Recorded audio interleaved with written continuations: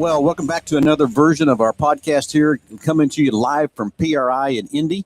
And I got a special guest here and a great friend, Willy Krup. Willy, thanks for coming and spending some time with me. But you got something in your hand I want to talk about, but I also want to talk about your twin blade and everything that's sitting on this late model, because I had a lot of questions about that too. But the most latest and innovative thing you've got is right here in your hand to keep us safe. That's right. What we've come up with, the element of concern in these late models, modifieds and such that have the belt-driven fuel pumps, we're returning so much fuel and air back to the fuel cells. The fuel would not stay inside these cells. It got over to the vent area, and the cell would always carry just a little bit of pressure left over, which would start leaking fuel all over the back of the car, all over the guy behind them. And the element of concern just become such a huge deal that nothing was getting done about it. So we put a little time and attention to this, and here's what we come up with is we went in here and relocated the whole vent area on the fuel cell. Rather than doing it through the plate system here, we're doing it above the liquid level line, and then we relocate the vent area, the atmospheric pressure over here, usually about 1.5 feet away from the cell. That was going to be my question. I know this is a demo, but how much further it goes this way? 1.5 feet, 18 inches? Yeah, it's going to come over here to the left side and then forward. So the two forms of G-force that the race car produces on its own on a circle track is your forward and lateral G-force. So anyway, any liquid that was ever to get in here, the G-force is going to physically pull it back into the cell. And so now we don't have any of the fuel spillage going on around the racetrack. And then it's got all kinds of safety protection built into it. The cage that we designed here, it has a rollover piston in it. And also the return line. We're dispersing the return over to the right front section of the fuel cell. And so all of our venting is over here on the left, way up above where all the liquid could ever even get to. So there's no way any liquid could come out of the vent anymore.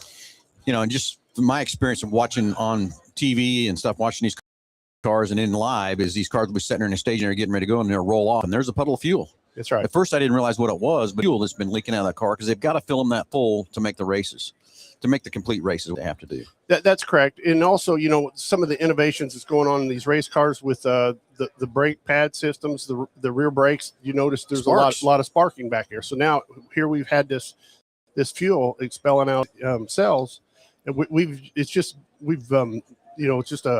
a disaster waiting to happen. So we put some effort into this deal, and I feel like it's a great fix. It only takes a few minutes to swap out this whole system on your race car, and we've got it all machined out here underneath the cap. So whenever you're filling your cell, it vents around the funnel to where you can get all the air purged out of it, so it'll be a quick fill. Yeah, quick fill and everything else too.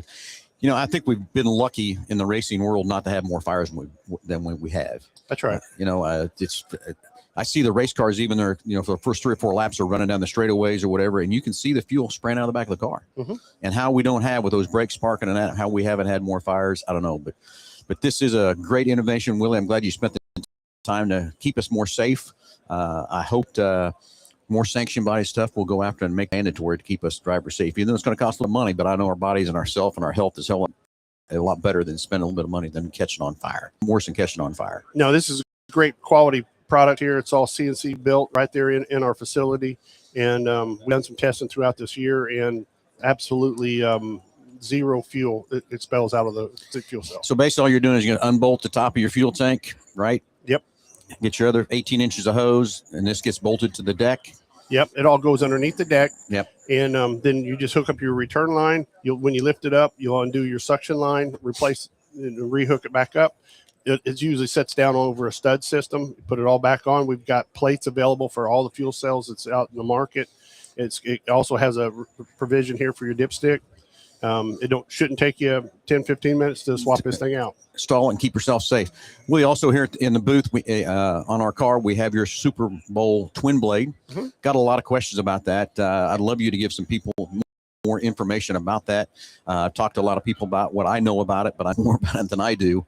But this works hand in hand with the Super Bowl and the twin blade, correct? Absolutely, yeah. Starting with the Super Bowl, that's back in 2013, we designed and patented a bowl system. It has no float, no needle and seat. It doesn't require a fuel pressure regulator. As all of us engine tuners and engine builders out there, the stuff that we used to cuss and adjust at the racetrack isn't even on the race car. So now we've made all the liquid that's in the bowls totally numb to G-force and fuel pressure. So it's super simple system way we draw the whole thing out. So, and you can put it on anybody's carburetor, 2-barrel, 4-barrel, any of our competitors, they can put this product on. And all of our competitors, we've turned them all into dealers because this product enhances their product, where now they can go out here and have a better product for their customers. And I think I can't stress enough, Willie, too. We've come and saw you twice now, with one time with the modified and one time with the late model. And just to sit down with you on the dyno and watch how we start out and how the cylinders are so far apart, and then you tune on that thing. I don't know, I remember 3 or 4 pulls or whatever, and you've got all the cylinders so close together. It just makes more sense of how that engine is going to last longer, even power and everything. Yeah, that's a whole other product. That's our equalizer carburetor that we patented after the Super Bowl assembly. And the whole purpose of this is so we can steer fuel to any cylinder individually. So now we can control the heat in every cylinder, and now we can get maximum torque, power, reliability out of the engine. And we never could do that before with a conventional down leg or annular booster. And it makes the motor run so much better, restart better. And now, there again, we do so many things that just try to keep racers racing, keep the motors together. The motors are the biggest expense we've got in this sport. And if we can make those things last, now all of a sudden we saved the racers money and they can keep racing. There you go. So another thing about our late model set in here, the motor, this car is all new except the motor. It's going to be, as soon as we get back to Wichita, it's going to come out. It's going to go back to Jack, and Jack's going to tear it apart. And it's got about 1,300 laps on it.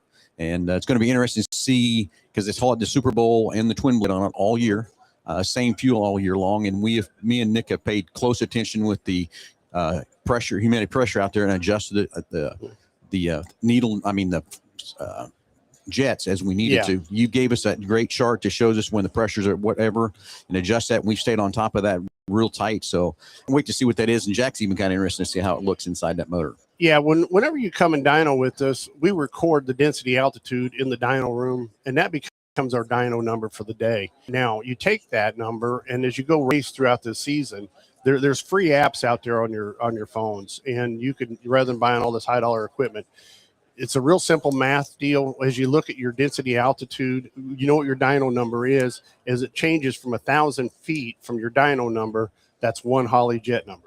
Yeah, it's super simple system, and your motor will stay tuned up regardless if you're in California, Colorado, Florida. If it's 30 degrees out or if it's 98 degrees out, we keep your motor in the proper air fuel ratio no matter what the environment is. The other testimonial I have to it, it's on our crate car that we had when we had our modified, Willie. We ran that the Super Bowl all 1 year. Mm-hmm. And we had another older motor that we'd ran for many, many years, and we went and dynoed those things, and that crate lost from the whole year from start to finish, only lost 3 horsepower. Yeah. So, I mean, that's just, to me, that's a testimony of showing that keeping that mixture in that carburetor, all the cylinders all the time, how much better it's going to make that engine live and last. That's right. Yeah. If you can control the heat in every one of the cylinders, the ring seal, the valve seal, all your gaskets, all that stuff isn't going through any kind of a added heat trauma or any kind of detonation. We look at all that stuff at the shop. And bottom line, when we roll you outside and put you back in the trailer, you're ready to go racing. And the most you have to take the hood off for is to wash the car. I mean, because we've done all the hard work for you. And if you follow our recipe on the density altitude, the thing will sit out there and run every night. I'll promise you it's worth your time and effort to load your car up and go see Willie. It's been well worth our time each time we went up there and saw Willie. And, of course, after the fact, Willie, you're there for us and help us. And anytime we got questions or whatever, and that's customer service to me that's second to none. Can't get any better. Every time we need each other, it's we're a phone call away from each other. Yep, and you brought up a while ago about the twin blade carburetor. We've got involved with that. Mike Laws was the original inventor of the twin blade carburetor. We adapted our Super Bowl and our equalizer section to this thing, made it one of the greatest things that we've ever been around. And what it does is you're truly over carbureting the engine, and we do that for a reason. We do that so the racer can now move his foot more inside the cockpit than he ever could. And that way he can feel the traction line. It's not a deal where the motor has sags in it or any kind of stumbles in it. It's a deal where you can now control all of the wheel speed with your foot. You can make it more drivable that way when the track transitions and you don't have all the mechanical bite no more. But on the other positive side is once you open the throttle up 100%, these things run usually about 20 to 30 more horsepower and torque over a conventional 4-barrel that's out on the market. So now your slick track carburetor is your qualifying carburetor, and this thing just offers so much drivability. And then by the time we do all the equalizer system to where we can balance the engine, that you had a real nice system. Well, I guess I'm going to share one number with them on this late model. Is when we started, we knew what, we got the motor from Jack, what his dyno had said it would be. We improved that thing, which Bolt the carburetor, and Willie tuned it another 35 horsepower. That's huge to me what that will do from that part. So I'm just telling you, it's worth your time and effort to go see Willie. And the other thing, Willie, I love about it, when we sat down with you in the dyno room, you share all the information with us. You're not hiding anything from us, and I love that part about it. It's no smoke and mirrors, as I call it, right? Yeah, we're pretty transparent. There is no man behind the curtain.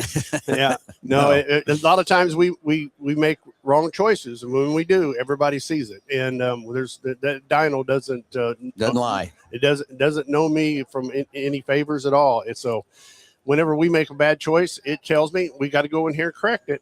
But we also see all of our gains, and everybody else sees exactly what we're doing. And we're very transparent. So, and we walk them through every one, so everybody understands what we're trying to achieve, why we're moving fuel, pulling fuel out of this cylinder and putting it in that one. You can steer fuel to any cylinder you want in this thing. Yeah, it's amazing when I watch you do that and knowing how to do that. I mean, it would take me forever, of course, knowing what to do there. But you can, like I said, it took about 3 or 4 pulls on each car, and you had each one of those two from the modified to the late model dialed in. And like I said, I'm excited to get this motor back to Jack. I can't wait to tear it apart so we can see what kind of wears in it, what it looks like and stuff too. So that'll be another true testimonial for your products and what you do, Willie. Yes. Wife and I, we go on the road and go to different engine shops and sit down with them and train them up on how they can do all this equalizer tuning, and it just makes their product better. And and because that's the end result. I mean, yeah, everybody wants to have all these motors sitting there to rebuild all the time, but if we can keep them running longer, the racers will stay in the sport longer. And the cost of these motors have accelerated to a point to where hardly anybody can afford to go racing. You're exactly right on that. The cost of from years ago to now, but again, the quality of product we got too is so much better too. Oh that yeah, part. Yes. It's just unbelievable that with the oils and everything else too, the fuels and everything to make these motors run so much more power and everything else too. So anyway, what else, Willie? Anything else you got to add? Anything I forgot to ask you or anything? Or no. This is the first year at the PRI show. It's kind of an odd deal for me. First time in 36 years that we're not exhibiting. Wife and I chose to not exhibit. Give us a chance to walk around, do things like this here, and all going on at the show. And honestly, we've enjoyed the heck out of this deal. That's fantastic. So anyway, you want to keep yourself safe. Get a hold of Willie for the. What's the name of it? Have you named it yet? Not really. It's a fuel cell plate, a vented plate, and it's really have like a fancy name to really attach to it. Okay, we get one. I get you. Or if you want to make sure your car is running at the peak level like it needs to and keep the peak performance, I'm promising you, it's worth your trip to drive to his shop, get on the dyno, and let them guys go to work on that thing and tune it up and make it happen. So, Willie, thanks for spending some time with me, and thanks for trying to keep us safe, and thanks for keeping us the most horsepower we can have in these engines. And again, everybody, thanks for watching, and we'll talk to you very soon. All right, thank you.